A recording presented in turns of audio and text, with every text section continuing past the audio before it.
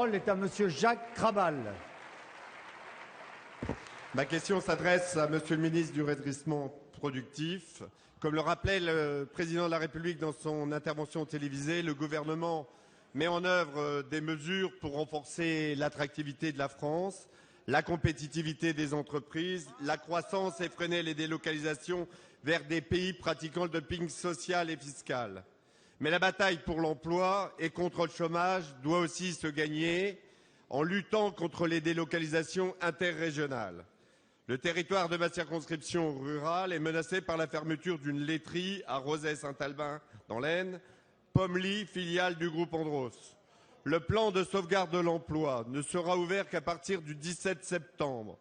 Mais il faut dès à présent évoquer le sort des 100 salariés, qui ne sont hélas pas les seuls, menacés, inquiets de leur possible reclassement à plus de 200 km de chez eux. Andros fait des bénéfices, l'usine Pommery aussi. Si le groupe Andros est ce qu'il est, c'est parce que des salariés ont travaillé à son développement. Les collectivités locales et les pouvoirs publics ont mis en place des infrastructures et des services pour répondre au développement de l'usine. Monsieur le ministre, en toute chose, il faut considérer la fin. C'est ce qu'écrivait Jean de La Fontaine, fabuliste né à Château-Thierry, dans sa fable « Le renard et le bouc ». C'est ce que, pour nous, devons prendre en compte aujourd'hui.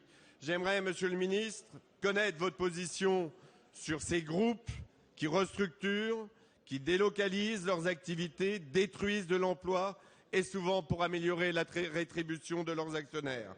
En ce qui concerne les aides publiques à l'investissement des entreprises, elles sont souvent de véritables éléments de concurrence entre les collectivités. Peut-on avoir un véritable contrôle de ces aides pour qu'elles garantissent la création d'emplois pérennes?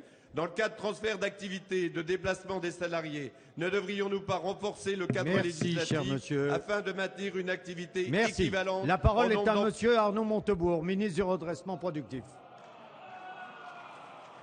Monsieur le Président, Mesdames et Messieurs les députés, Monsieur le député Jacques Krabal, s'il vous plaît. Vous avez raison de dire que se développe un phénomène que nous constatons sur les territoires dans notre pays de délocalisation entre plusieurs régions. Une sorte de concurrence à l'intérieur de notre pays se développe parfois, sur la base d'ailleurs d'aides publiques différenciées. Le gouvernement ne peut pas accepter qu'on subventionne par des aides publiques l'installation d'une entreprise dans tel territoire au détriment de la destruction d'emplois dans tel autre.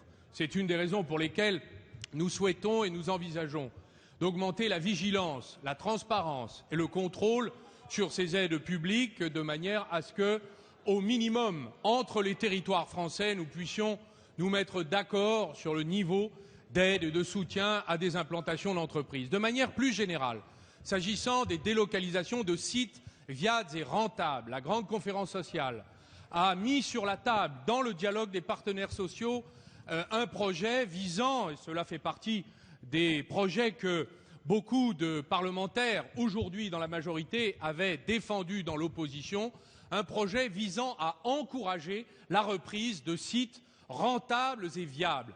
La discussion entre les partenaires sociaux est engagée. Si celle-ci n'aboutit pas, il va de soi que le gouvernement prendra ses responsabilités.